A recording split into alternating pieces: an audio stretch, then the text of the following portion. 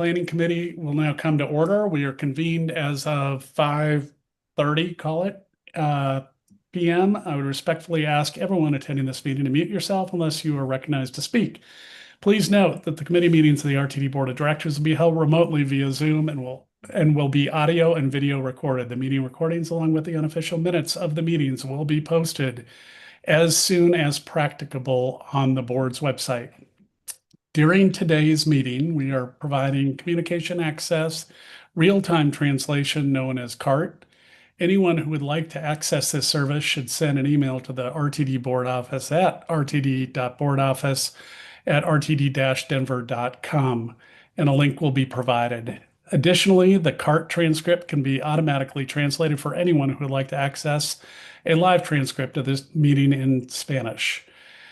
A live stream of the meeting is also available on RTD's YouTube page. Make sure you like us. I would now like to call the roll of the committee members. Cindy Akiri. Here. Welcome. Karen Banker. Present.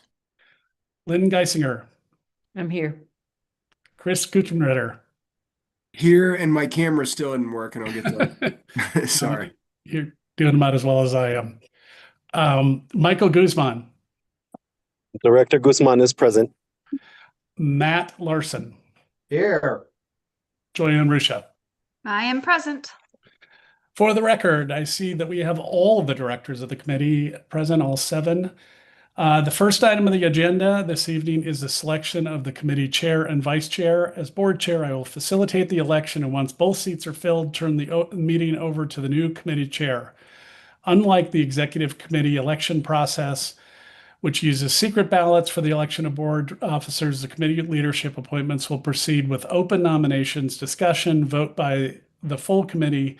We will begin with the selection of the chair and then vice chair. We will allow up to 3 minutes for board members who nominate a candidate, those seconding nominations, and any other members who would like to speak regarding the candidates, including the candidates themselves. I will then call for a vote, and the candidate with the most votes, shockingly, will be appointed. If only one director is nominated, the committee may proceed by acclamation, and that director will be appointed. I will start by taking nominations for committee chair.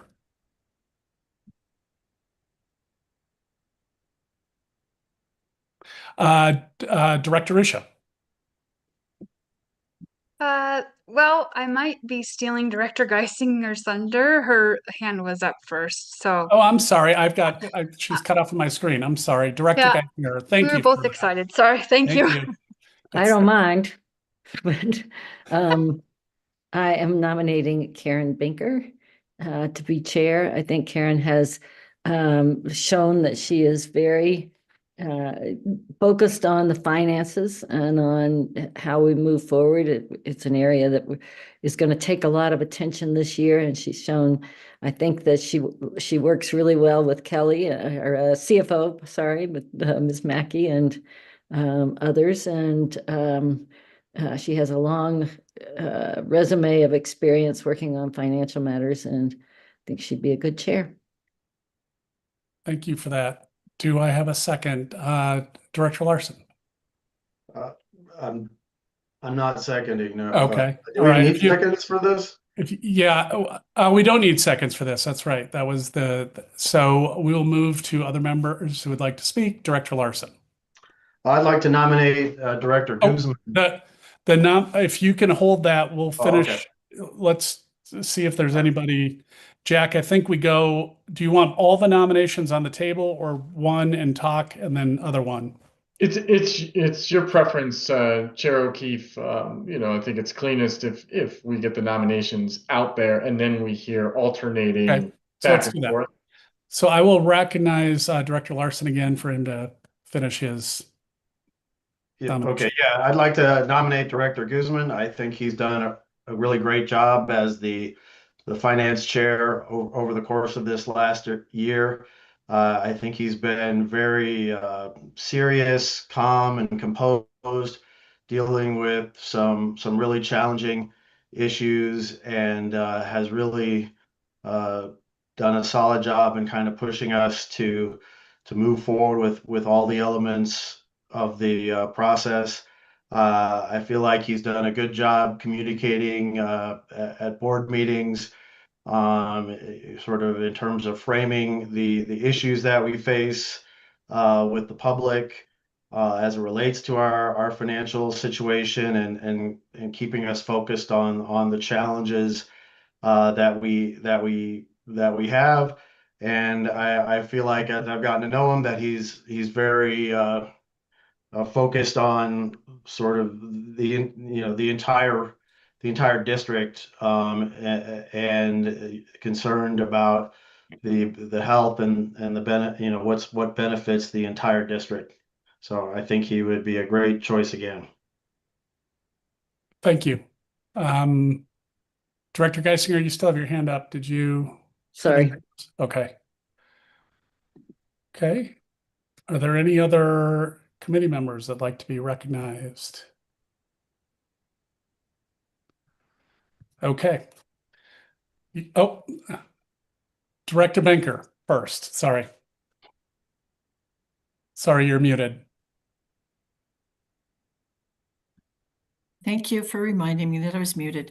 I just wanted to say a couple of things. I really would look forward to working with our finance staff. Kelly and I, we've already had, I think, a good working relationship. We have a lot of challenges this year, and I'm hoping to work closely with our staff and the board to come up with a lot of ways to attack our finance issues.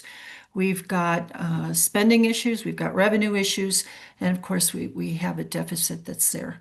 So I would look forward to working with the entire committee, with the board, seeking suggestions, getting everybody on board, talking about it, laying out our options, and I feel confident that we're going to get this budget back in balance.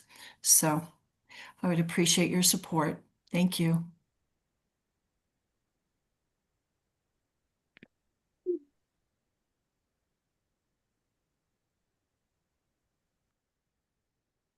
Chair O'Keefe, you are muted, unfortunately.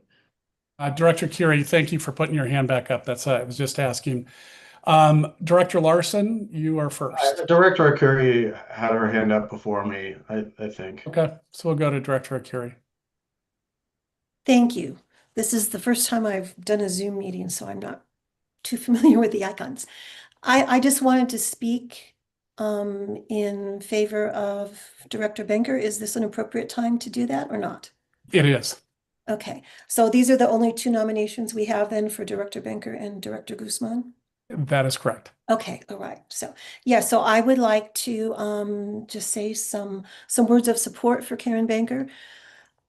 She and I have known each other for decades. We worked together in the late 80s and the early 90s, back in Governor Romer's Office of State Planning and Budgeting.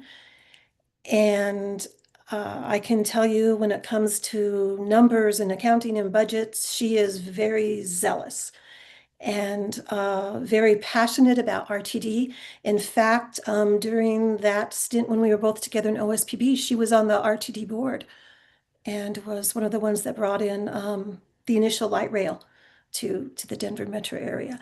And I have full confidence in her budgeting capabilities, her political prowess, her ability to work with others. She's a highly ethical individual.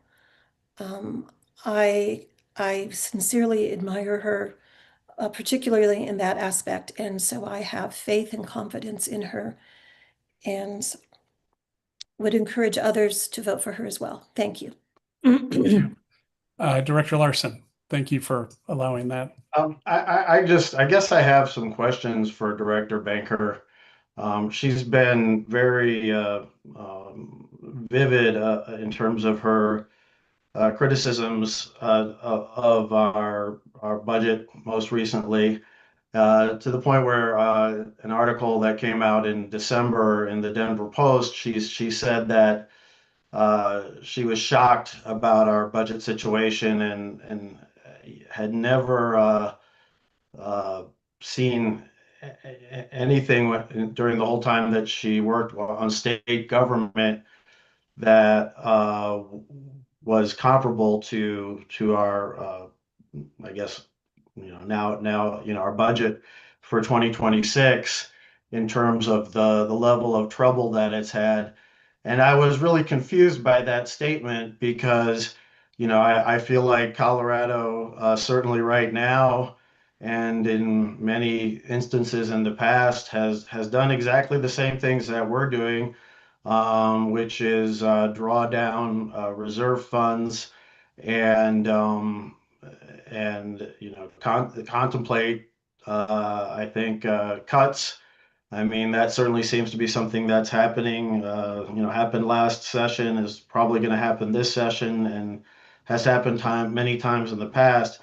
So, I mean, I'm kind of, I guess, concerned about that characterization of our financial management, given that we seem to be doing exactly the same type of stuff that Colorado's doing. Our bond ratings are just as good as the states.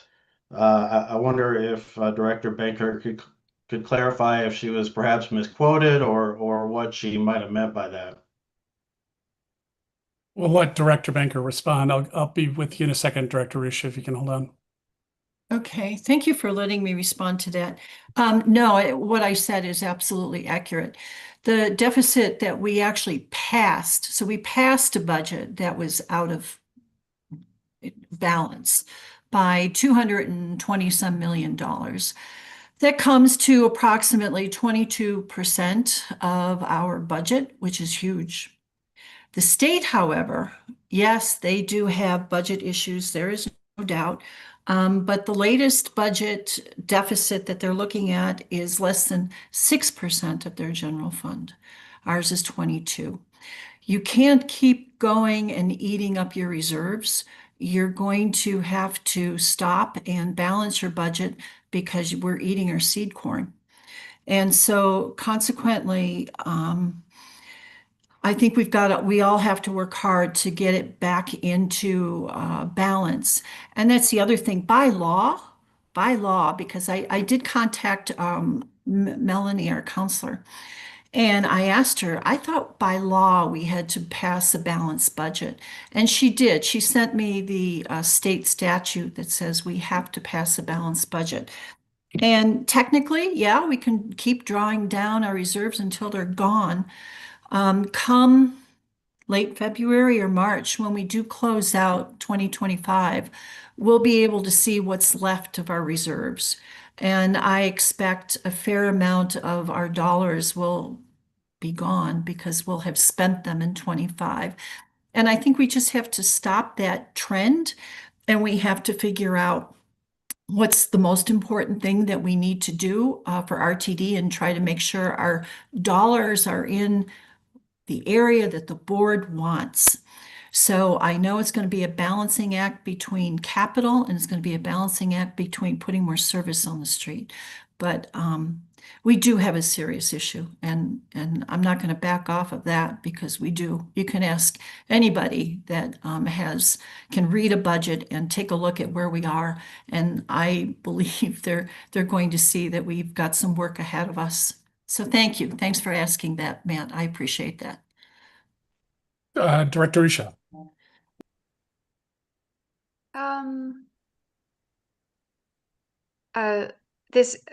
I'm sorry, I'm not sure if we're making open comment or if we're following a certain form. But I will be honest, I almost nominated myself, so I wouldn't have to pick.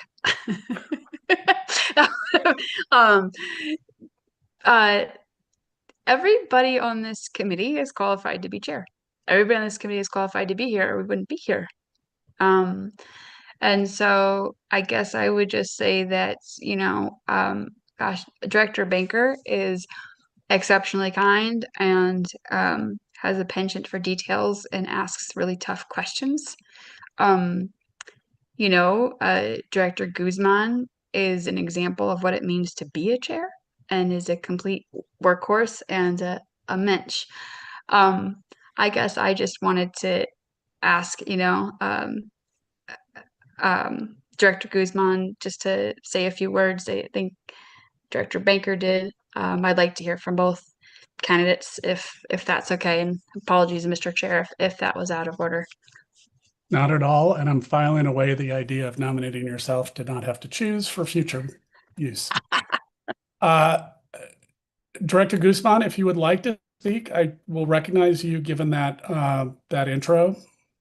Thank you, Mr. Chair. Committee members, I have spoken with all of you over the last week or so, just checking in, seeing where things are at. And you know, I have to be honest, the leading is a lot of work. It's a lot of work emotionally and it's a lot of work mentally. Any of us are capable of leading, as Director Ruscia pointed out, and we are all qualified to do this work. I'm not certain what it meant to, you know, hear that anybody capable of reading a budget, because we've all done that already. And many of us do that in our careers outside of RTD. It's a basic qualification, and I think something that we all know we carry to be on this committee. So that's a little surprising. Last year was not easy. Making decisions about where we spend money, how we spend money. I apologize. I'm going into a meeting soon with my House district after we are done here, but I am committed to being here first. Spending our money where we want it to be and what projects we want it to work on requires us to be zealous advocates for our districts that we were elected to lead in this capacity, but also requires of us, as you know, those of us who have been around for a while understand, to be less parochial about one issue or another and look out for the betterment and the service, and to keep our mission to make lives better through connection throughout the entire RTD. And that does require working with directors who have differing opinions and opposition. As chair, last year, I promised that I would listen to everybody, take in all considerations, reserve my comments until I had to say something or if there was a need to defend my district. And I believe I did that with grace, dignity, and honor. I worked through our work plan with diligence, and I was dedicated to making sure we got our work done. And we can have different points of view about whether we have a balanced budget or not, but I'm pretty darn sure that the board would not have let it go if it was unbalanced. We face deficits and we face other issues. We need to talk about where we're getting money from and what that looks like, how we get the right money to the right work at the right time over the course of time. Because most of the big work that we have to do, we can plant seeds for now, but it will not be reaped until there are several boards later. And so I would hope that anybody who is of, you know, goodwill and trust and understanding would also take that into consideration. The type of leadership that we need right now is somebody who can communicate fairly, honestly, and vulnerably with the public about where we're at, and be honest and tell the truth about the situation, and challenge all of us to do better as we prepare the budgets going into the future and set RTD up for success in the long term. But that work starts yesterday. That work starts when you were sworn in at the beginning of the year, or 2 years ago, or 3 years ago, and it continues forward. And we hand that baton on as we, in our own time, take our turn on the board and off of the board. So thank you for your consideration. I appreciate the robust conversation as always, and I look forward to working with all of you, my colleagues, as we get into this work this year. Thanks. Thank you, Director Guzman. Director Ruscia, your hand is still up. Are you okay? May I ask a follow-up, please? You are recognized. Thank you, sir. So I just have one question of both esteemed candidates. I know there will be more than one thing, but can you name just one thing, just one, that you would like to add to our work plan this year? Thank you. I'll wait to see a hand up before I recognize either of you. Okay, Director Banker. I do believe the most important thing for RTD right now is to get on stable fiscal ground. We have to make sure that we're financially viable, we're spending our money correctly, the right things, and we have to have a stronger, more stable budget, and enough funds to increase service, which is what our customers are asking for. Thank you. Director Guzman, would you like to take that request and comment? Yeah, absolutely. Thank you for the question. Well, everything that Director Banker has said is true, and it will continue to be true in perpetuity as long as the agency stands.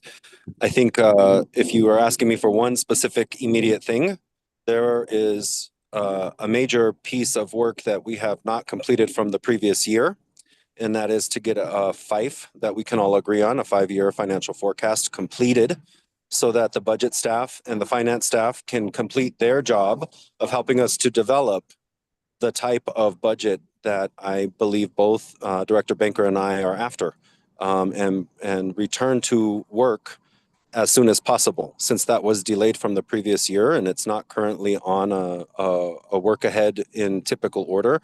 I think you start with the fundamentals. If I've learned nothing with my time on the board, I have learned that sometimes you get ahead of yourself, and the best course of action is to stop, assess, go back, do your homework, get the basic work done, and move forward. And without a FIFE, I don't know how we as a board have given clear and descriptive direction to our agency staff to do their jobs and come back and work with us hand in hand to prepare the budgets that we're requesting and to do the work that we're working towards. That would be my immediate focus. Thank you, Director Guzman. Are there any other directors seeking to be recognized? Okay, with Director Banker and Director Guzman having been nominated as committee chair and opportunities provided to the candidates and their supporters to make respective cases, I will now proceed to call on each committee member in alphabetical order for their vote. As I call your name, please state the name of the nominee that you support. Director Curie. Director Karen Banker. Director Banker. Yes, myself, Banker. Didn't know if you had a surprise up your sleeves. Director Geisinger. Director Banker. And Director Guttenritter. Director Banker. Director Guzman. I would vote for myself, Director Guzman. Okay, also no surprise. Director Larson. Director Guzman. And Director Rusha. Is this where I pretend like my Zoom is Yes. not working? Sure. I will I did commit my vote to Director Banker, and I'm going to keep my word, and so I will cast my vote for Director Banker. Okay, thank you all. The nominee with the majority vote is Director Karen Banker. Congratulations as committee chair. Soon as I work through this vice chair, which hopefully will go just a little bit better than the chair, the committee is yours. Congratulations. Okay, thank you. And Director Thank you, everyone. Guzman, thank you for agreeing to run. It's very important, I think, for us to have these kind of discussions. And obviously, I know you'll be a strong voice as you always are. So thank you very much for agreeing to be considered. I will now ask for nominations for committee vice chair. Are there any nominations? Director Guttenritter. Thank you, Chair O'Keefe. I would like to nominate Director Arcuri for F&P Vice Chair. Getting to know her professional background and experience in both business and finance, I think her expertise would make her a strong fit for the role. Based on my experience of just speaking with her, getting to know her, she's a very quick learner, driven, asking the right questions, a good thought partner, and just jumping right in with both feet. I also think there's something to be said about her history in working relationship with Chair Banker. So for those and other reasons, I nominate Director Arcuri. Thank you very much. Are there any other nominations?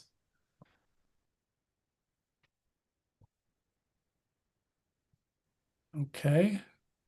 Giving everyone a second to check their mute. No hands up. Okay. Let me skip ahead here. With only one director, Director Curie, having been nominated as committee vice chair, I will now ask if anyone is opposed to appointing Director Curie to the position of committee vice chair by acclamation. If you have opposition, raise your hand or speak up. Okay. Now that my election duties are, first of all, congratulations, Committee Vice Chair Akiri. I jumped ahead there. Thank you very much for agreeing to do this. And I know you bring a lot of experience that we will all benefit from. Thank you. Thank you. Thank you all.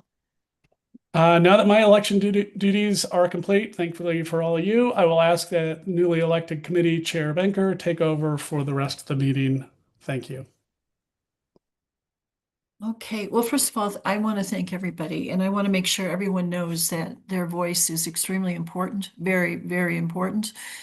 We've got a lot of work ahead of us, and I want to talk to each one of you about ideas on how to go forward. I'm anxious to actually start to dig in right away. I know we've got an agenda tonight. And we'll have a few things we can start working on. But please email me your thoughts and what kinds of topics you want to talk about over the next year. I know we're going to be having a study session rather quickly, which I think is going to be a good thing with regard to fair revenue and other kinds of fees that we levy, so that we can start talking about whether or not we need to raise revenue and how much does it mean, and who will be affected and how do we do it. So it's going to be a long, difficult conversation, that I have no doubt, but an important one. So thank you all. If we were in person, I would go up to each and every one of you and give you a hug. And thank you so much for your help. And I know, Director Rusha, I especially want to talk with you if we could have some time to sit down. You've got a lot of expertise in finance and audit, and I want to make sure your voice is heard, and we move forward on some of the things that you feel are really important. And that's true for everyone. So just let me know, email me, text me, let me know, and we can sit down and either have coffee or lunch or whatever you want to do. So please keep in touch. And CEO Mackey, we've got a lot of work ahead of us, and I look forward to working with you and your staff, and raring to go. Hopefully you've got some time, maybe even next week, where we could sit down and start talking about some of the things that we need to get done this year and start laying out an agenda. So that's why, as soon as you possibly can, send me your thoughts. I'd like to see that. Okay, now I guess I'm supposed to read a script, which, Jack, I'm going to need your help. Where are you? Let's see. I think we are supposed to be going with any external entities. I don't believe there are any entity reports for It's tonight. actually, Director Benker, if I may, it's a public comment. Oh, thank you very much. Do we have any public comment right now? Do you see anyone in line? Yeah, I think the appropriate thing would be to ask very quickly if anyone has any interest in providing public comment. They can raise their hand or indicate their desire to speak if they're joining by phone, which I don't think we have anybody pressing *9. Yes, I see that. At this juncture, Committee Chair Benker, there are no hands raised. So I think we've provided notice that now is the time. No one has raised their hand. And in anticipation of your next question, there were no written public comments submitted prior to the start of this meeting. So I believe at this juncture, you could close public comment if you felt so inclined. Okay, thank you. Then we will close public comment. Okay, if their staff will unmute you when it's your turn to speak, if you are dialed in, well, we can pass that up. This is the first time I'm going to have to learn how to do this. So Okay, now Information from external entities, there are none, as far as I know. Anybody? Recommended actions, we have 2 recommended actions on the agenda this evening. And the first one is for the salary trust appointment. This is for the Board of Directors to approve a resolution appointing Lily Tran, our brand new Chief People Officer, with a term expiring December 31st, 2027 to the Salaried Employee Defined Benefit Pension Plan and Salary Employee Defined Contribution Retirement Plan, DC Plan Trusts. So, do we start with the motion or do we start with? So move. Second, or I don't know if that was the first. Okay, so Director Guzman, were you moving motion first? I think I heard you. Yes? Okay, Director Rusha, you seconded. Okay, so I'd like to ask CFO Kelly Mackey to present this item to the committee. Thank you, Chair Banker, and good evening, everyone. I'm Kelly Mackey, Chief Financial Officer.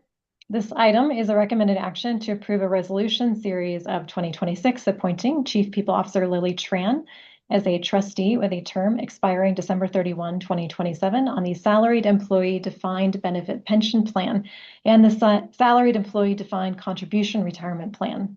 Ms. Tran will be replacing Jenny Waske, Manager of Benefits and Wellbeing. This action will retain a body of 7 trustees, and I would like to thank Ms. Waske for her service on these trusts, as she's been a valued trustee, and I look forward to the contributions that Ms. Tran will make on the boards of trustees. And Ms. Chair, I will turn it back to you. Thank you. Do we have any questions? Any explanation? We do have 2 pension plans. Do you want to, Ms. Mackey, do you want to just briefly talk about why we have 2 pension plans? Yes, thank you. It's Kelly Mackey, Chief Financial Officer. We have 1 pension plan. It's a defined benefit pension plan. And we have a salaried employee defined contribution retirement plan. So the reason is because employees who were employed by RTD through a certain date are eligible for the pension plan. And after that date, they're eligible for the defined contribution plan. Thank you. Any questions from the committee? No. Okay, so since it's been moved and seconded, like to take a vote. All those in favor or anyone against? Okay, it looks like it passes. Okay, thank you. Okay, so Mr. Kroll, can we go on to the next one? You may. Okay. And I believe that is no, we've got bank account signature authorization. So this is for the Board of Directors to approve the attached bank account signature authorization to authorize certain staff members who sign payments exceeding certain thresholds, including checks, automated clearinghouses, ACH payments, and wire transfers. Do we have a motion? So moved. Guzman. Director Guzman moves. A second? Second.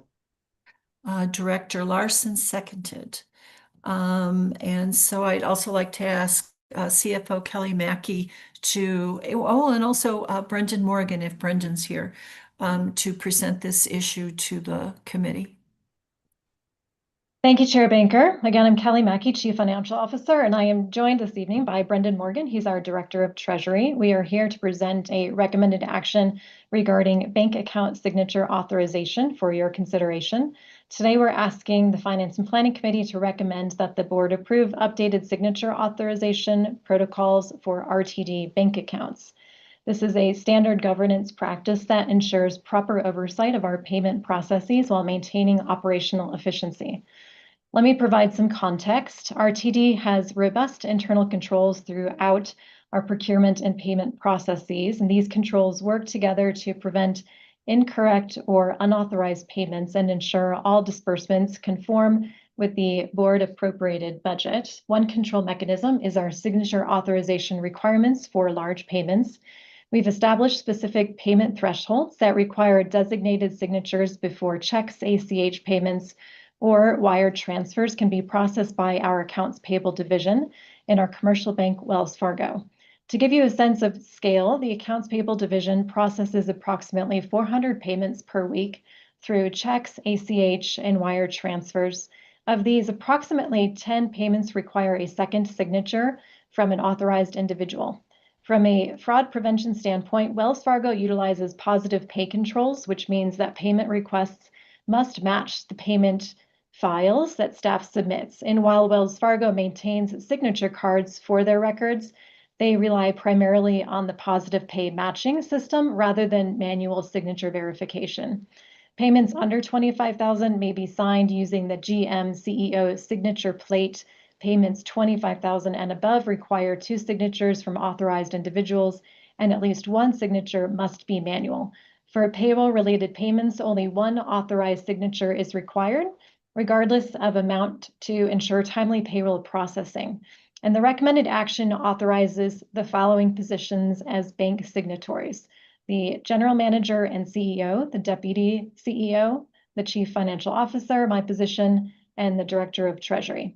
This structure provides appropriate checks and balances while ensuring sufficient coverage for operational needs. And these positions represent the senior financial leadership of the organization with fiduciary responsibility. This is purely a governance and authorization matter. Staff is not changing spending levels or payment processes, but is simply formalizing who has authority to approve payments based on those who have recently joined the leadership team. And Ms. Chair, I will turn it back to you. Okay, thank you. Do we have any questions or comments? Director Rusha.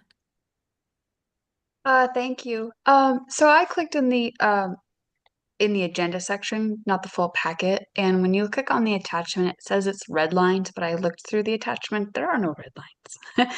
And it could be the way it was formatted. But I was wondering, I have 2 questions. So number 1, if Ms. Mackey could quickly address what's changing, what's being updated. I mean, or be more specific, I guess, so we know the before and after. And the second, I don't know, this might be for council, so it's a half question, half comment.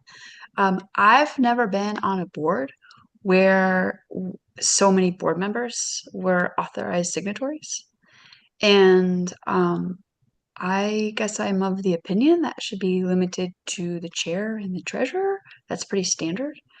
And I would just, maybe this is a discussion point, or but I guess I would just offer that because we have a treasurer has a historical role, and it's also outlined in statute that whoever can sign a check needs to track with statute practice, or maybe mirror what we have in terms of authorizing funds, say from the board office budget or director budgets. I guess my feeling is if you don't have the authority to authorize an expenditure, then perhaps that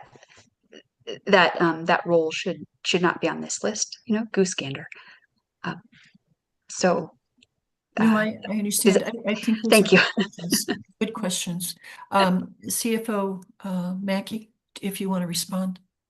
Yes, so if you look at packet page 10, that's where the red lines begin. It's located there. And these were changed last in 2022. And in the year of 22, there were actually 2 sets of changes. And one of the sets of changes was to remove the board members from the signature authorization, simply for logistics purposes of it's difficult to ask board members to come to the RTD offices twice a week to sign checks. And operationally, it made more sense in 2022 to shift that responsibility over to staff. And in 2022, it was designated as the GM CEO, the chief operating officer, the chief administrative officer, and the chief financial officer.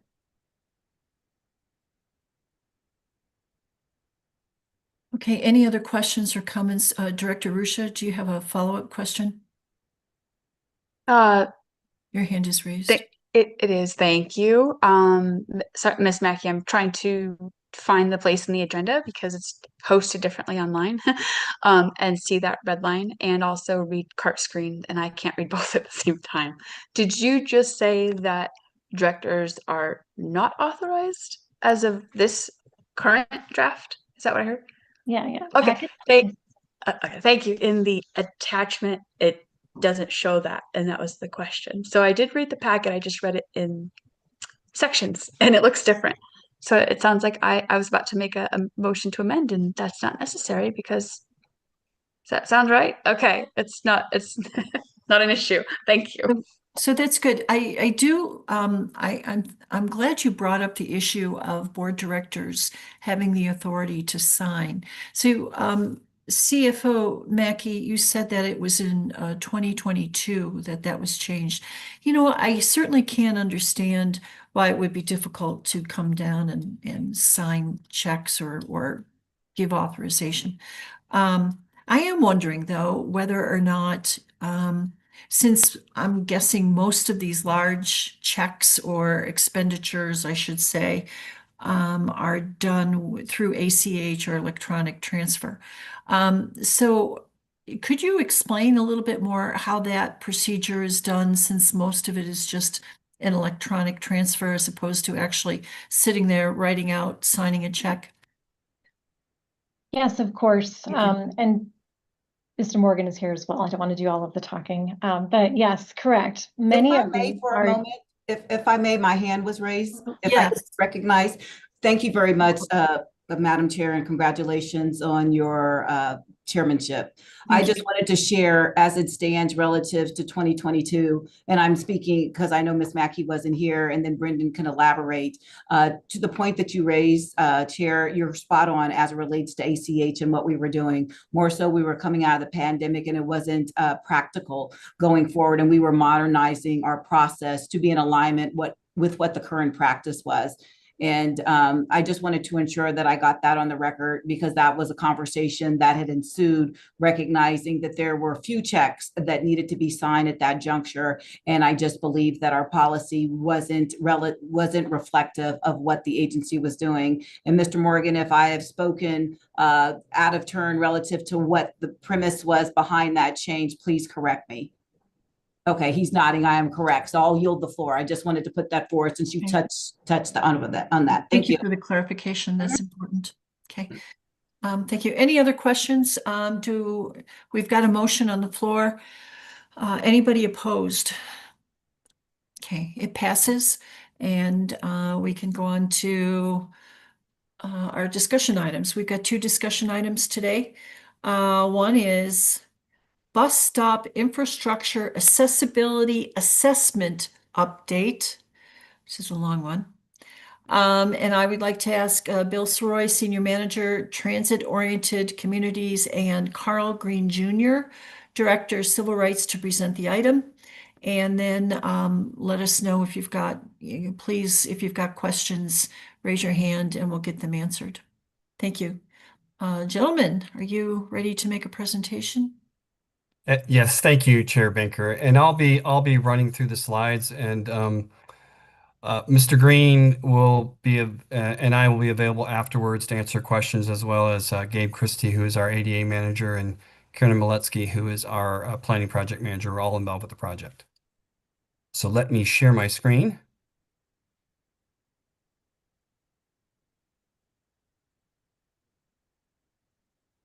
Okay, so do people see my screen? Mr. Soroy, if you could put it in presentation. Yep, that's what I'm just doing right now. Okay, thank you, sir. There we go. All right. So we are here to talk about, like I said, the bus stop infrastructure accessibility assessment, or BISIA for short. I know that the name is kind of a tongue twister, but again, it is meant to describe kind of some of the key elements of this project. So I'll give an overview of the project. I'll talk more extensively about the bus inventory that we have worked with our consultant team to collect. I'll talk about our government and stakeholder engagement. We did a series of connections with our stakeholders on this issue, because it is really an issue that is much bigger than RTD in terms of who's involved with bus stops. And then I'll talk about next steps, because we are planning to come back to the board when we finish the project in May. So an overview of the project.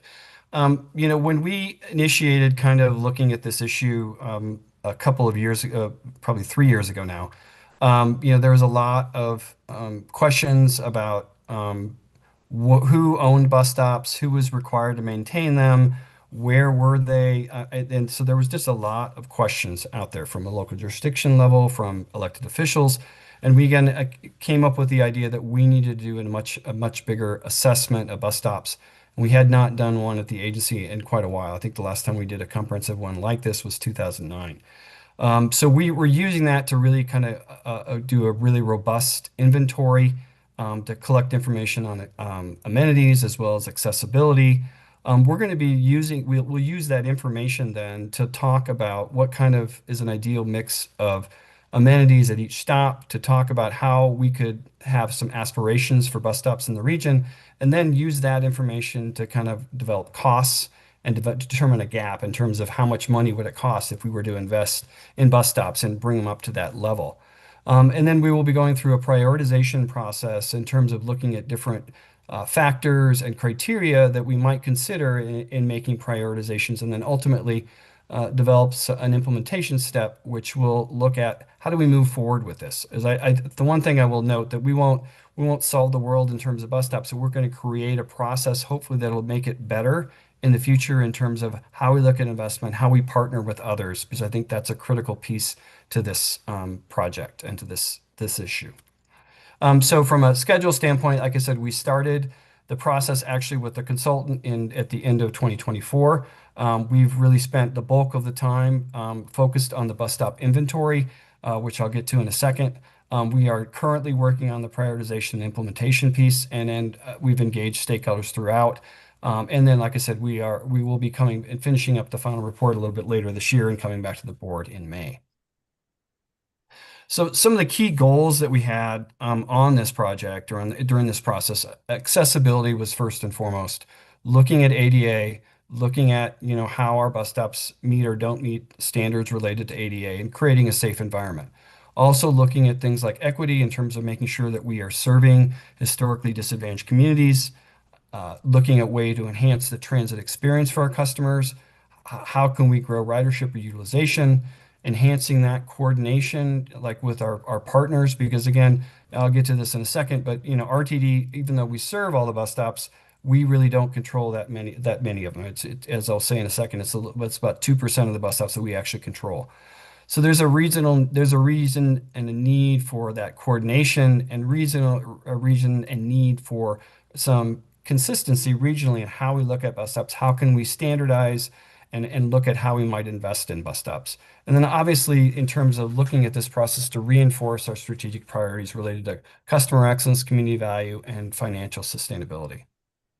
So the inventory itself, we had a consultant team that we've been working with. They initially, gathered a bunch of data from us and others about, GIS information in terms of information that was available, and looking at culling through that data to determine what stops were active, what stops were inactive, what stops were under construction, to try to get a better handle. Because the initial data set that they got was over 14,000 records.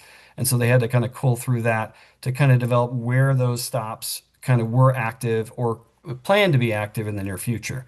So then going from there, they actually went out in a vehicle with a camera mounted on top of the vehicle and took pictures of every single bus stop.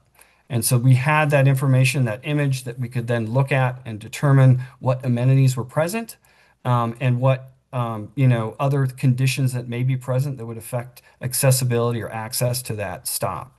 And then so we then culminated that into kind of 64 different attributes that we then put into a database and started to do some, using that as our collective information on bus stops. In addition to that, the consultants went out and did an extensive amount of field work to go and relook at things, because you can't get everything from an image, and certainly look at things like slope or other things that may be present that you couldn't really look at or understand from just an image. So they have gone through and done almost 1,700 stops in terms of field work, and I think there's still a few left that they have to go through. So there's going to be almost 2,000 stops that we've looked at for field work. In terms of the actual data and the inventory of amenities, I mean, this slide is meant to kind of depict that kind of in a in a way that you can hopefully understand. It is really focused on the basic things like a flagpole and and a sign, all the way to the presence of a shelter, the presence of digital signage, or ticket vending machines. So in terms of the scale, in terms of what we can see at every single bus stop within the system. Now, focusing on accessibility, we looked at this in a number of different ways, and I think some key elements to this. If you look at accessible boarding and the accessible boarding area, which is a primary element that we needed to understand at all the stops, there's a requirement under ADA to look at a 5x8 area for that landing. So someone deploying in a wheelchair has the ability to maneuver around safely and conveniently. And then there's also looking at other things. Is there any obstructions present? What is the slope of the element? And a 2% piece, a 2% slope, again, is a very minimal slope. But again, in a lot of cases, we had to go look at that and conduct some of that information, get some of that information through fieldwork. Then kind of looking at kind of a snapshot of some of the information, in the 7,500 bus stops that we did collect information on. One of the things we did understand from this is that only 30% of our bus stops are accessible. And a primary reason for that, which I alluded to, is related to that boarding area and that 5x8. If you think about it in terms of a lot of our bus stops in our system, they connect to a sidewalk. Well, that sidewalk doesn't extend that 5x8 period. So we have a lot of stops that are really not accessible in that manner. We have a fairly high amount of stops that have benches, almost 43%, and then a lower amount that do have shelters. In terms of, the stops by county, Denver has about a third of the stops, and then kind of 15 to 20% are spread throughout kind of the remainder of Jefferson, Adams, Arapahoe, and Boulder, Broomfield, and Weld. And then Douglas County, which has a much smaller, presence of bus stops, only about a 2% within the system. In terms of the presence of amenities, in terms of the state of amenities, you can see that there's nearly every stop does have a pole and a flag, which obviously is a good thing for us. And there is a boarding area, but does that in a lot of cases, like I said, that boarding area does not meet accessibility standards or requirements. If you look at things like area lighting, which really relates to something like if there's a street light in nearby that provides some light to that stop, that is kind of what area lighting is referring to. Seating, obviously I went over. Shelters, again, about 1,300 shelters present in our system. And then getting down to, things like digital displays, which are really a small number of our stops that do have digital displays present. Ownership or a right-of-way of the roadway. This is a big issue that I know that we have identified early on and going into the study of a need to understand who owns it, who's responsible. What this particular graph is intended to present, who owns the road right-of-way adjacent to the stop itself. So you can see the majority of that right-of-way is owned by the municipality or CDOT, with the counties coming in at about 7% and RTD only a little bit less than 2%. Now, this doesn't reflect in terms of the ownership or the maintenance responsibility for the stop itself. That is a little bit more complicated, and we're working through some of that data. It could be related to the presence of a shelter that's managed by an advertising agency, a private property owner that has a responsibility for that. So we are kind of going through that process right now to get some refinement on that piece, that element itself. Getting into the government and stakeholder engagement, this is a key piece of this project because, again, alluding to the fact that, RTD really only controls about 2% of the stops, that we really have to work with our jurisdictional partners to make sure that our bus stops are safe, convenient, and accessible. And so we held a series of workshops in October and November of this year where we went through some of the data that we had collected to that point. With them, we talked about the study. We went through a prioritization exercise with them, which was really interesting, where we went into small groups, and each group was allowed a certain amount of chips, you can see on the table, to kind of distribute amongst 5 different stops to understand what it would take to help prioritize, kind of a investment in a finite amount of money on bus stops. And we looked at things like what's the context, what amenities are present, what do we want to accomplish. So it was a really good discussion with our partners on this, and I think there was a real benefit to those workshops, and I think they really got a lot out of it. We are going to be having another workshop in next month to go over kind of some of more refined proposals on the prioritization process.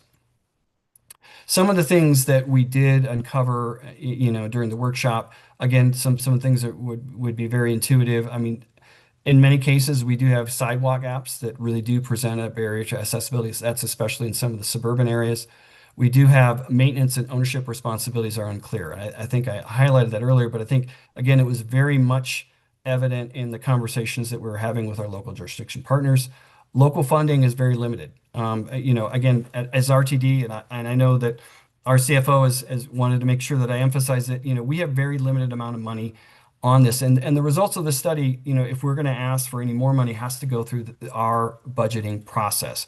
But I think there was a recognition at all levels in terms of in terms of these workshops, understanding there needs to be more money, and how can we collectively as a region look at more money in bus stops.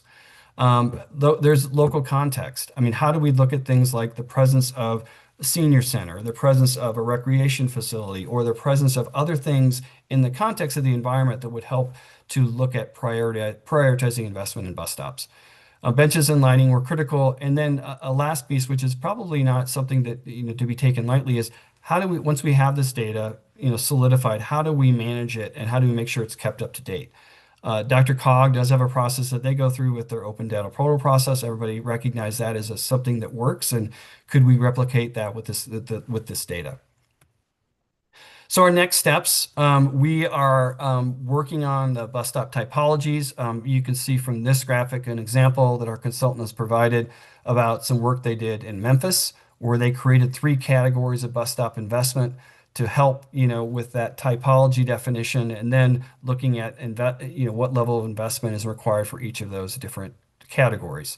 And then, determining that level of funding required obviously is a key piece to that. And then understanding that, because I think we can all realize that when we understand that funding level, we are not going to have the money to invest all that money, and it's going to have to be done over time. And so how do we establish priorities, and what criteria do we look at for prioritizing bus stop improvements?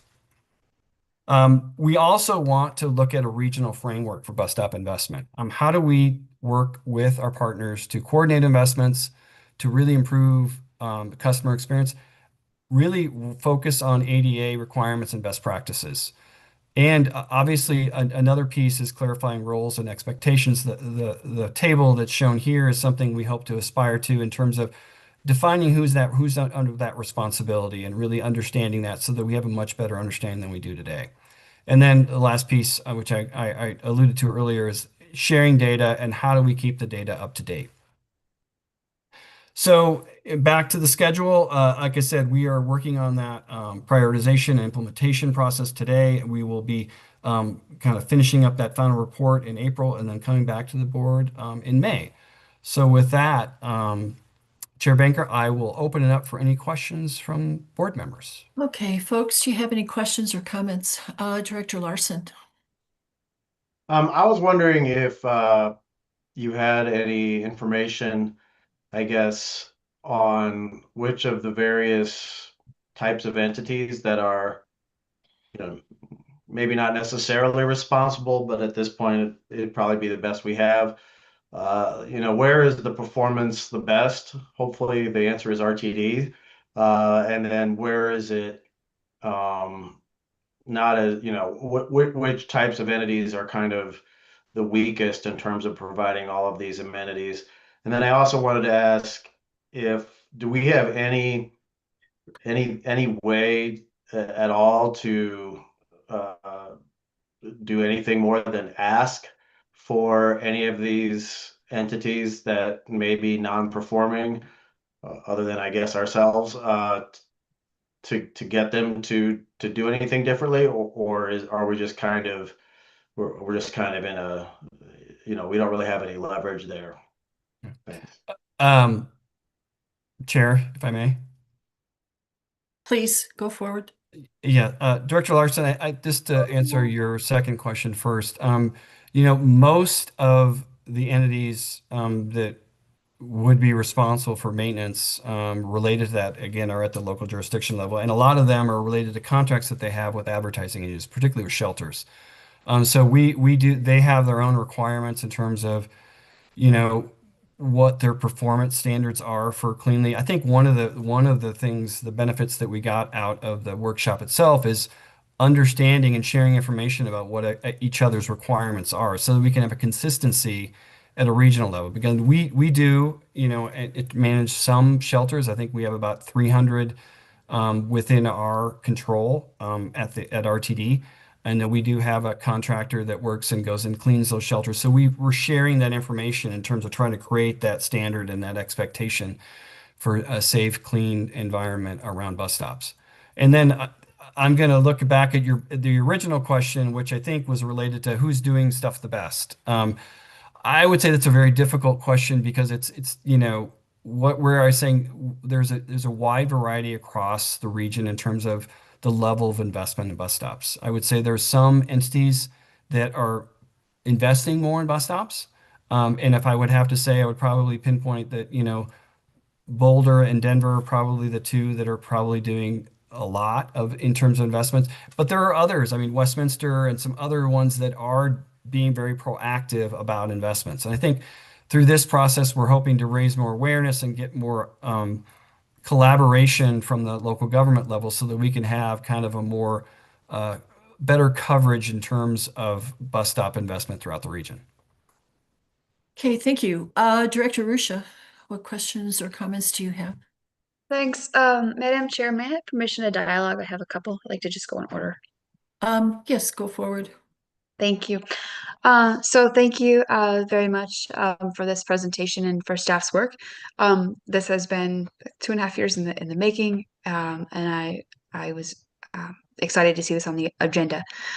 We often have January meetings as electing a leadership and then waiting till February. So I was really pleased to see staff bring substantial meaty stuff for a January meeting and not waste any time. Thank you. So I do agree that coordination with local governments is important, and I appreciate that. And I'm glad that we've been having those meetings.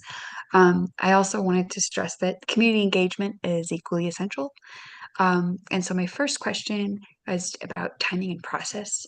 So like when, not if, but like when, how are we engaging or will we engage our advisory committees? We do have 3.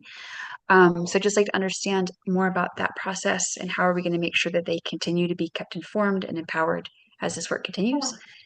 And also a community engagement plan for get general community stakeholders. What does that look like?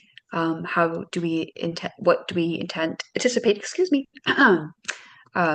That process will be calendar wise, and that was my first question. If there's a staff member that can chime in on that.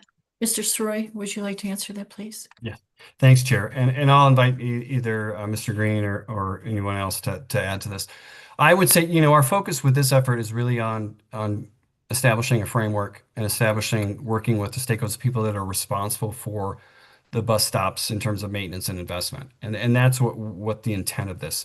We will look to engage our committees as part of this kind of as we kind of get to the end.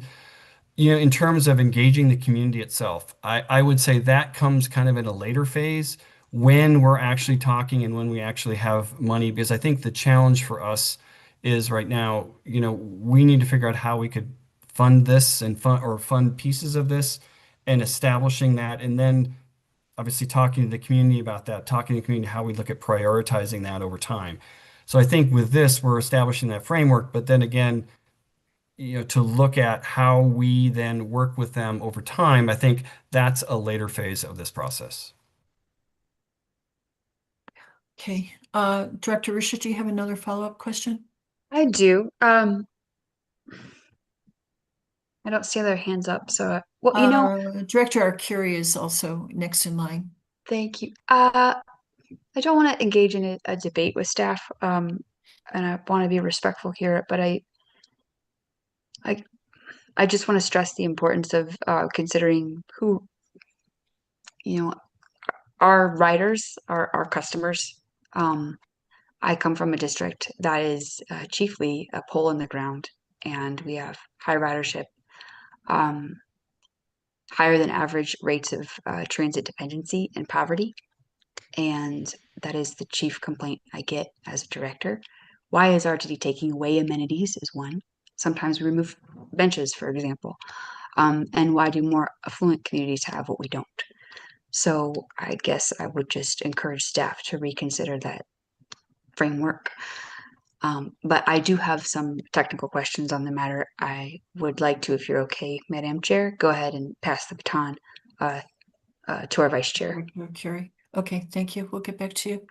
Director Arcuri, you're on. Thank you. Thank you. Mr. Soroy, I would just like to comment that in the part of town I live in, snow removal would be a big thing in terms of accessing bus stops. So please make sure that's addressed. And then number two, my question is, why is this coming to the Finance Committee? Is it only coming to the Finance Committee, or other committees like the Operations and Safety doing this? Will this come to the full board at some part? I just kind of want to understand that, because I'm not, to me, just offhand, this doesn't seem like a finance issue at this point. To me, I would think once someone else has approved that your plan is wonderful and they approve it, then maybe they would come to us to see if we would recommend funding. I'm just not clear why we're being given this presentation tonight, although it was a wonderful presentation. Thank you. Okay, thank you, Director Arcuri. I see CEO Johnson has her hand up.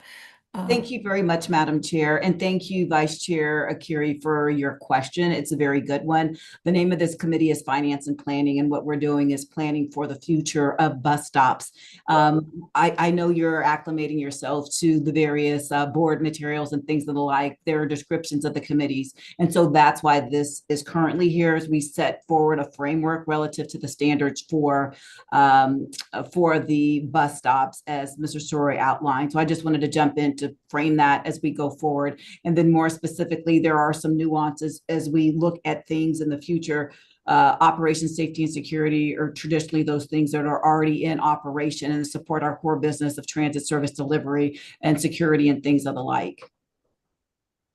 Thank you. That's very enlightening. You're welcome. Thank you. And I will add, I'm assuming the reason it's come to our committee is because at some point you're going to be asking for an appropriation. So we will be working with our CFO, Mackie. I assume she's going to be the first gatekeeper. We definitely are going to have to set priorities. And to Director Ruscia's point, we need to set priorities as to where the greatest need is. And hopefully you're going to be putting together a plan that's multi-year, maybe a 10-year plan, maybe it's longer. When you've got almost 9,000 stops, we have to be realistic as to what we can afford, but where there is need, of course, we want to meet the need. So thank you. Director Ruscia, do you have another question? Yes, thank you. And thank you for your comments, Madam Chair. Would staff previously had given directors upon request sort of their database of all of our bus stops and amenities that were known and ownership. Now that we are further along in this process and we have we have updated data, is that something that staff could disseminate upon request again, just so that those who are interested have more accurate information? Mr. Soroy, do we have that nicely compiled yet? Well, what I would request is we're kind of finalizing it. I mean, if you wait a little bit longer, we'll have it a little bit more buttoned up. But I think, yes, definitely we'll be sharing it with anybody that wants the data. That's a primary goal that we have. Okay, excellent. Thank you. Director Arcuri, did you have another question? You're muted. Oh, your hand is down. Okay, any other questions or comments? Okay, Thank you very much. Have a good evening. Your work day, I think, is now over, hopefully. The next item for discussion tonight is our financial performance update.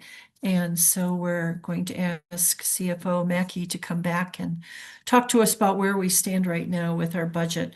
And I know we're going to be looking at October 2025 data. So CFO Mackey, are you still there? I am. Thank you. All right. Thank you. This is Kelly Mackey, Chief Financial Officer. Each month, a financial status report is included in the board briefings. This report displays a dashboard with sales and use taxes, ridership, and fare revenue results, as well as the unaudited financial statements. And following the conclusion of the fiscal year ending in December, an annual comprehensive financial report is produced, audited by independent auditors, and presented to the audit committee and the full board as a recommended action. I am one voice in this presentation, and staff is here today as a full team to discuss this item. So today we are discussing with the Finance and Planning Committee RTD's financial results and position year-to-date through October 31, 2025. And in this presentation, we will also overview historical trends, fund balances, and challenges. First, we will review actual results versus budget and then versus prior year. The figures here are in thousands of dollars. This view shows the variances of actuals to budget and year over year in gray. Overall revenue is at $918 million through October 31st versus a budget of $1.1 billion, which is $195 million unfavorable, due primarily to federal grants where staff drew down $85 million in December and a total of $107 million in Q4 of 2025.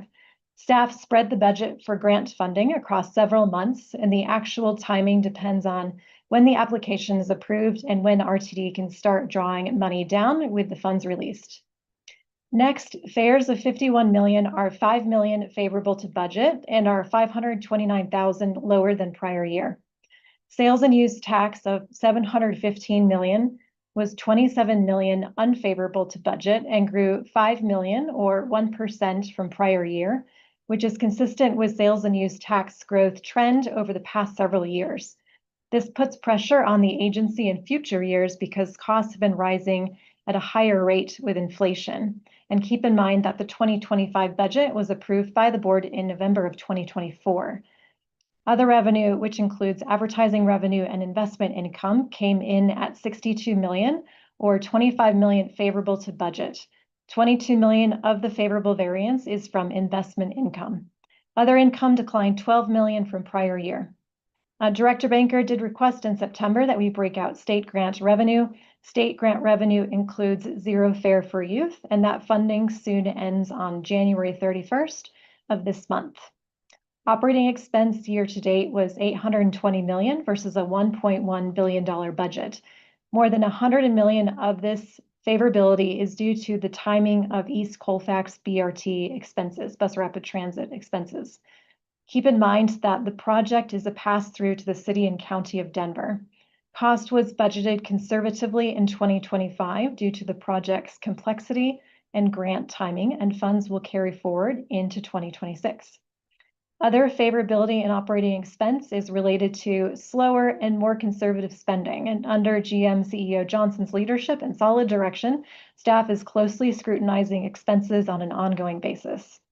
Operating expense increased by $114 million or 16% from the prior year. Depreciation of $273 million was $28 million favorable to plan and 1% higher than prior year. Interest expense on debt of $106 million is $14 million favorable to budget and $4 million better than prior year due to refinancing that took place after the 2025 budget was adopted.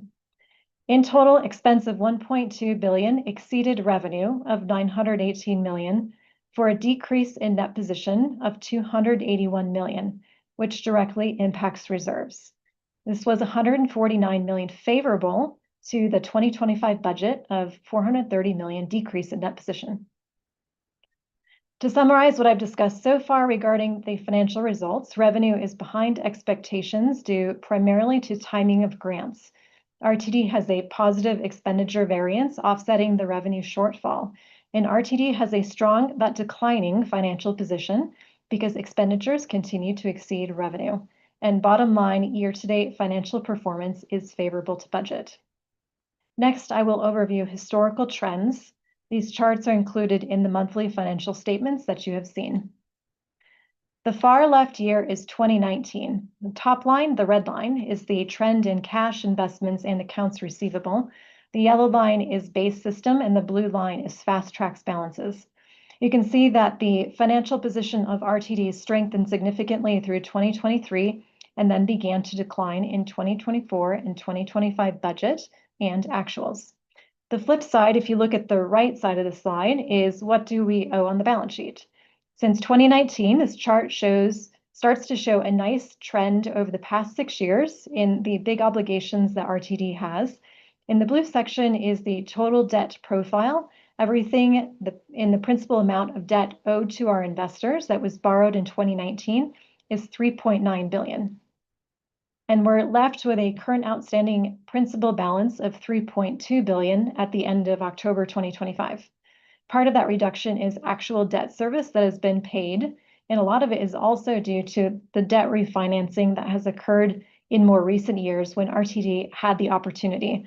Staff refinanced debt for interest savings and took out some of the principal balance at the same time, reducing the risk to RTD.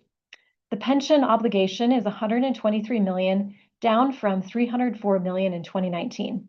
You may recall in 2022, with the collective bargaining agreement, the Amalgamated Transit Union and RTD worked together to address the large pension obligation, and the pension plan was closed to new employees for represented employees going forward in 2023. There was also a large payment of $160 million, a lump sum, put into that plan that reduced the risk profile to RTD. So moving into fund balances, we have this broken down by types of fund balances. The fund balances are RTD's assets minus its liabilities. The fund balances are also known in the private sector as owner's equity. It's essentially the savings that are left over if RTD were to pay off all of its obligations. We have a column for base system, a column for fast tracks, and a gray column for total, followed by where these were in the prior year and the year-over-year variances from October 31st, 2025. The restricted fund balances are restricted by contracts and agreements, such as debt agreements, and that's money that has to be set aside to service debt. For example, we have a restricted Tabor reserve that's required of all governmental agencies in Colorado to maintain a 3% Tabor reserve. Those funds shown here as $383 million are essentially untouchable for covenants. Next are the funds that fall under the board auspices, which are the remaining funds after removing restricted reserves. Through fiscal policy that the board has approved and through discussion, there are essentially 4 different fund balances. And the words fund and reserves are essentially interchangeable. The operating reserves have been established as 3 months of operating expenses excluding depreciation, and it is $301 million. Next is the Capital Replacement Fund established through the budgeting process. While we have a good cash position, $261 million has been set aside so far for capital replacement. It has to do with State of Good Repair, the Transit Asset Management Plan, and having that funding available. So we do not have to, this year at least, hopefully, borrow money and pay additional interest. The 5-year financial forecast shows this Capital Replacement Fund will not be sufficient for the 2026 through 2030 timeframe. We currently have $192 million in the Fast Tracks Internal Savings Account, also known as FISA, and the 2026 adopted budget includes no change to that balance. And finally, we show that the unrestricted fund balance, which is a negative balance of $122 million, primarily due to the delay in 2025 grant revenue. This balance was a positive $100 million at the end of 2024. All right, keep in mind that restricted funds are contractual or statutory requirements such as Tabor, and the other items are under the board auspices. The board has authority to spend, and only the board can appropriate those funds. So in wrapping up There is not much diversification in revenue. As you know, sales and use tax is typically around 70% of revenue, and growth in sales and use tax collection has slowed, but still growing. As you saw in the earlier presentation, spending requirements to maintain state of good repair in the existing system are forecasted to exceed revenue to an increasing extent in the future. And the primary challenge is that spend continues to exceed revenue, which naturally results in a decline of RTD's financial position, though that decline year to date is better than budget. I mean, RTD's financial statements may look like the agency has a lot of money, but essentially it is largely spoken for, and RTD needs that money to maintain what it has. And Ms. Chair, that concludes my presentation for the financial update. Okay, thank you very much. We have a question from Director Larson. So as of October, the big kind of revenue shortfall was grants that we hadn't gotten. How did we end up finishing the year? Did we get those grants? And if we fell short significantly, can you explain why we budgeted a certain amount and for grants and then didn't get it? CFO Mackey. Yes, thank you for the question. So we did draw 85 million in December and a total 107 million in Q4 of 2025. Those were related to 2024 grants, and there is more opportunity there. And the teams are actively working to get those approved and draw those down as quickly as possible. I'm getting weekly updates from them on 2024, and they're also starting to work toward 2025. It is behind. Frankly, when I first joined, they did give me an update on this topic very soon after I joined, explaining the situation. So we're monitoring it closely, and what they have communicated to me is that very soon we will get additional funds drawn down, but those will not be in the 2025 financials. Those will be in the 2026 financials. Interesting. Do you have a follow-up question? Yeah, I just don't understand, like, I mean, is it just that is the money sort of committed to us? I mean, I assume these are mostly federal grants, and why aren't we able to draw it down? What's the holdup or the problem there, or why is it so late and that kind of stuff, I guess. What's the underlying reasons why we don't have this money yet? Director, CFO Mackey. Actually, GM CEO Johnson has a roundup.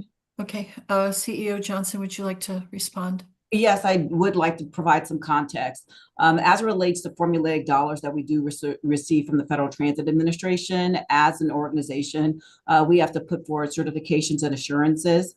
Recognizing there was a change in administration, there's some critical elements relative to certain policies that the federal government has relative to certain elements related to the drawdown in and of itself. That's one component. Also, by virtue of the system that's utilized, recognizing the federal government is on a federal fiscal year commencing October 1st through September 30th, there is a period of time in which we can draw down dollars as well. And then I would say the third point, we here at the organization did have a transition in personnel whereby they're learning the processes and things of the like. So to Ms. Kelly Mackey's point, there are certain elements that factor in. And so as we utilize the monies going forward, we receive appropriations relative to how much money is allocated to us. That's done at decennial time. And we have an understanding of what it is that we're getting. So unless something odd happens, and we know that we're in interesting times, those monies have been appropriated to the organization. We just have to draw down on those funds. Ms. Mackey, please feel free to supplement anything that I said. I just wanted to provide context relative to the change of administration that caused some impacts, and we were sort of being held in abeyance relative to the guidance that we were waiting to receive by virtue of the federal government. Thank you. Ms. Chair. CFO Mackey, actually, the question that Director Larson is asking is extremely important. I've been listening closely to the news. As far as I know, the president has not yet taken any transit money from Colorado. Is that correct?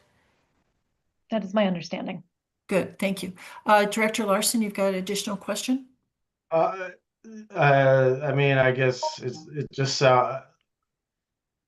still I still don't really understand, I guess, why. I mean, is the administration holding back money, or are we gonna get the money, do you think? Or is it sort of what I mean, it's such a large amount of money versus what we budgeted. It seems meaningful. CFO Mackey? Thank you for the question. My understanding is currently staff does expect that we will get this money, and they're actively working toward approvals and drawing that down. But if I hear of something differently, I will be sure to apprise the Finance and Planning Committee. That's important because the formula grants that we get from FTA are extremely important, and it seems like right now it is hurting our cash flow. And on top of that, we need to have another conversation too about the Denver Colfax program, where we're rolling their dollars into our dollars. And so when I look at your chart, the October chart, I will say I'm confused because I don't know what is our money and what is Denver money. And it's important to find out what the Denver dollars are and how much the feds have given Denver for their project. I want to know the RTD budget. You know, yes, it's important that we're going to be working with Denver, and we're the pass-through agency. More than happy to do that. But I don't like the dollars getting mixed up with ours. And we've had this conversation before, but you know, we can continue to have that too.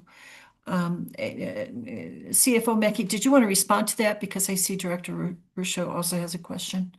CFO Mackey, go for it. Yes, thank you for mentioning that. And for the next financial update, I'd be happy to break that out separately. Absolutely. That would be great. It's important to get those so we know exactly where we are, not where Denver is. Director Russo, you've got a question or comment? Yes, thank you. I just want to make sure I understood correctly. So as it relates to like audit, paperwork, sort of finance, receipts and stuff, like we're not out of compliance anyway. I'm not sure if that's what my colleague, Director Larson, was asking, but that was going to be my question, just to kind of better understand why we haven't received those funds. But if someone could just confirm that that's not. To clarify your question, are you asking the question that we haven't received federal funds because we haven't performed or provided the information to FTA? I hope we have. We're in compliance, correct? Correct. CEO Johnson, if you want to respond to. Yes, thank you very much, Madam Chair. That's what I was alluding to in my prior response. When I talked about the certificates and assurances, we sign off on that quite naturally, saying that we will adhere to the guidelines that's set forward by the US DOT and primarily in this instance, Federal Transit Administration. We do have reviews, triennial reviews, and basically we are not out of compliance, more to the point as we have the single audit that is done relative to the monies that we receive from the federal government. We are purely in compliance. And I think it's important to note also that in some instances, as we talk about different monies that we receive, as we talk about Section 5307 funds, those do operate on a reimbursement basis. So there's a myriad of different elements here, just by virtue of the timing with the current administration when they were appointing a new federal transit administration, and things were being held in abeyance. And more to the point, when you think about a lot of the positions that were vacated with the federal government, also put us in a precarious position, as with other transit agencies across the country as well. So just providing that for color. Thank you. Okay, so for clarification, RTD is not responsible for holding up federal fund disbursement. no, we're not responsible for holding up federal fund disbursement. Okay. Okay, thank you. Director Rusha, did you have another question? Or No, ma'am. you're good? Okay. Yeah, I Any just other thank you for questions, comments? No? Oh, wow. We might end our finance committee a little bit early here. I do have some questions. I will hold them, especially with regard to some of the October numbers that you showed us, but won't take up everybody's time for that. So we can move on to other matters. So let's see. I would like to discuss the 2026 committee work plan, which I've already mentioned to you. In a moment, we can open things up to our CEO Johnson and CFO Mackey to chime in on your suggestions for the work plan for this coming year. And then, quite frankly, I'd like to be able to either talk to each member of the committee, email, or my first choice would be let's have coffee and let's have a conversation. But I would like to get some idea of what you would like to see us discuss and make decisions on for this coming year. So CEO Johnson and CFO Mackey, do you have any general comments about the work plan for this coming year? Madam Chair, I'll start and I'll yield the floor to CFO Mackey. Quite naturally, we want to work in cooperation and collaboration, of course, with you and Vice Chair Curie and the entire board, recognizing that there are some things that come forward on the board, come forward before the board on a regular basis. We can go ahead and populate those things, keeping in mind pursuant to the resolution that you help authored relative to 2025. We do know we're going to have a study session that's forthcoming. Can imagine there will be a lot of ideas that will basically come out of that discussion, and further to the point with the board retreat that's coming forward on September. Excuse me, I'm tired. February 7th. Yeah. And so basically want to ensure that we have an opportunity, CFO Mackey and I, to sit down with you as we go through the work plan, and quite naturally, you will garner ideas from your colleagues. So that's what I just wanted to offer up. And look forward to the collaboration. So CFO Mackey, I'll yield the floor to you, ma'am. Okay, thank you. Yes, thank you. I'm in agreement with what CEO Johnson was saying. I have provided my initial thoughts to her, and we'll take her lead with you in determining what that work plan will look like. Okay, sounds good. Sounds like it's going to be an exciting year. Seems like every year is an exciting year. Okay, so let's see. We will take input today on major themes or items we want to include in the work plan. See, board office will also solicit input via feedback form in the coming weeks. Thank you, Mr. Kroll. Between now and our next meeting on February 10th, the vice chair and I will engage with our GM, CEO Johnson, and CFO Mackey, and board office to keep working on the work plan. And we will be able to give you a draft at our next finance meeting on February 10th. The point that you raised should be very important, that the board retreat. I don't know exactly what the topics are going to be on February 7th, but hopefully finance will be part of that. And we will be voting on the work plan at our meeting on March 10th. But I also want to add that even though we may vote on the work plan on March 10th, I'm always open to changes. So things change throughout the year. You can't just say, okay, this is what we're going to stick with for the rest of the year. We have to be flexible. Director Rusha, I see you've got your hand up. Thank you, ma'am. I just wanted to make a comment on our potential work plan. I wanted to chat with colleagues and staff about board passing policy requiring a fiscal note for agenda items. You know, obviously, I think of the fiscal impact. And I believe in the past, historically, we have had some rules about that, and over time it fell away. So I recognize that generally governance matters would fall under executive, but given the topic and depth of experience in this committee, and also because we're going to get the most items that have, you know, a specific appropriation or fiscal impact, I wonder if it might be prudent if we start that conversation here, because it's also about information we need to know before we make informed decisions, and then we refer that to executive. So that could be a follow-up that, if you're willing, Chair Banker, I can have with you, but I just wanted to put it out there, just for colleagues and staff to percolate on, in the meantime for the next couple of weeks. I think it's That a would be good. conversation worth having. If you've got some specific suggestions or there was something that was done in the past that's written, feel free to email it to me, and yes, we should chat. I see Mr. Kroll, you've got your hand up. What would you like to add? Thank you, Committee Chair Banker. This is Jack Kroll, Executive Manager of the Board Office. And Director Arusha, you highlighted and brought to light something that I too have pondered over time.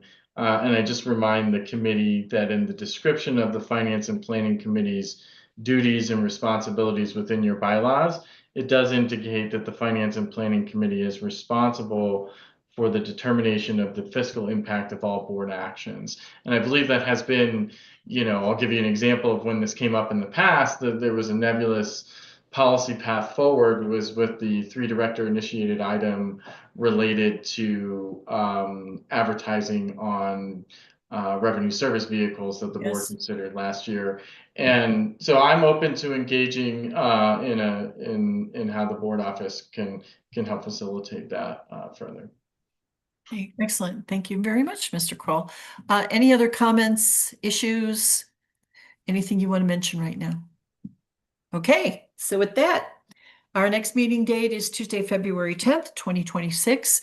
Also, Mr. Kroll, maybe you could tell us, have we always had the meeting at 5:30 on a Tuesday?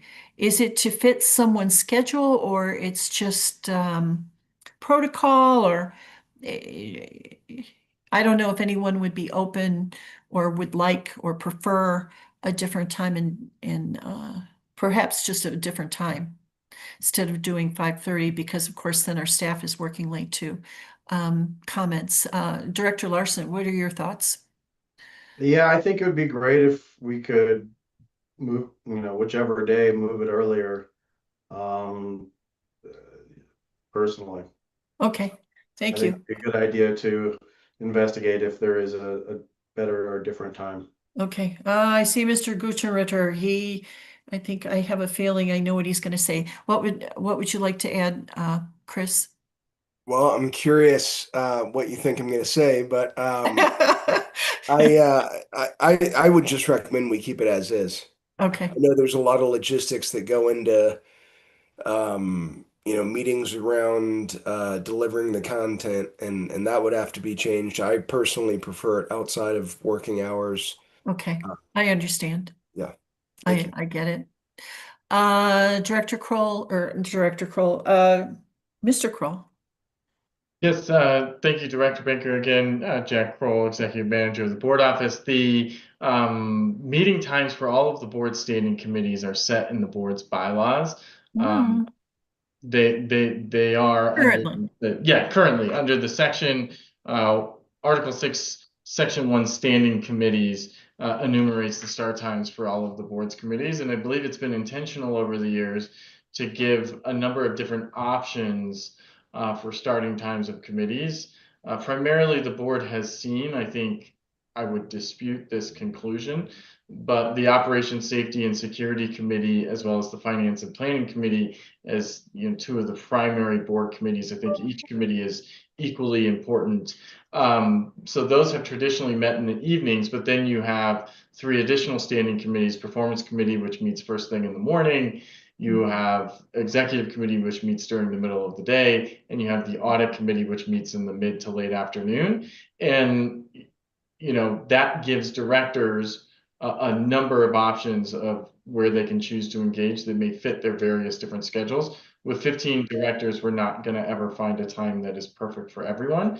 And that's why I think these have been enumerated in your bylaws, is to create consistency. I will say that in years past, when the Performance Committee did not have a consistent meeting time enumerated in the bylaws, it created a significant hassle with ensuring a quorum for that meeting. By having these start times enshrined in the bylaws. Not that they can't be flexible and the board can't have that conversation. It clearly signals to directors as they begin to plan out how they choose to engage and what they want to commit to as directors when those meetings will occur. And that allows them to devote their efforts accordingly. And with that, that's my primer on the history of how we got here. Okay, thank you. And we will be talking about the bylaws soon. We finally, Director Chandler and we finally got through them, and they just need to be typed up, and we start the debate. Director Rusha, what would you like to add? Thank you, Madam Chair. I moved a few planets to be here on Tuesday nights. There was a major scheduling conflict, and I think when just recognizing our calendar, as Director / Mr. Kroll stated, we have meetings like this week was, Monday, Tuesday, Wednesday, and then Thursday committee meetings. That Yes. being said, I was wondering if it's at your, you can speak with Mr. Kroll or the board office staff, but I was wondering if it might be prudent because we might have to call additional meetings for this committee because of, our COA and other matters, that if we just do like a poll, in case there are certain blackout nights of the week where committee members or staff cannot attend. So that was just, just so that you and our vice chair and the board office staff and staff have a general sense of director schedules. And we might not need any extra meetings, but if I were a betting person, I would wager that we probably will this year. Just thought. Okay, that's good. We should put that down. And with that, I don't see any other hands. So as I said, our next meeting is February 10th. I see at that meeting, we are likely going to act on the 5-year financial forecast. Good luck on that. That's going to be difficult, guys. Which was returned to the committee for further consideration by the full board last fall. We will hold discussions about the draft work plan as well as fiscal year timing and any other issues, or we can adjourn the meeting. Oh, Director Arcuri. Since I wasn't here last year, is there any official discussion that has occurred on that 5-year financial plan that I could find notes for? Oh, there's been discussion. Okay, so yeah, because I just want to get up to the level or the same yes, place where everyone else is. We can do that. And in fact, since we need to sit down with CFO Mackey and if CEO Johnson wants to join us, but yeah, maybe we can start with that. Okay. And we can show you the economic forecast on revenue, but what has also been controversial has been the forecast on spending. And that's where we had a lot of discussion and no decisions. And that was one reason why we postponed it into early this year. I see CEO Johnson, what would you like to add?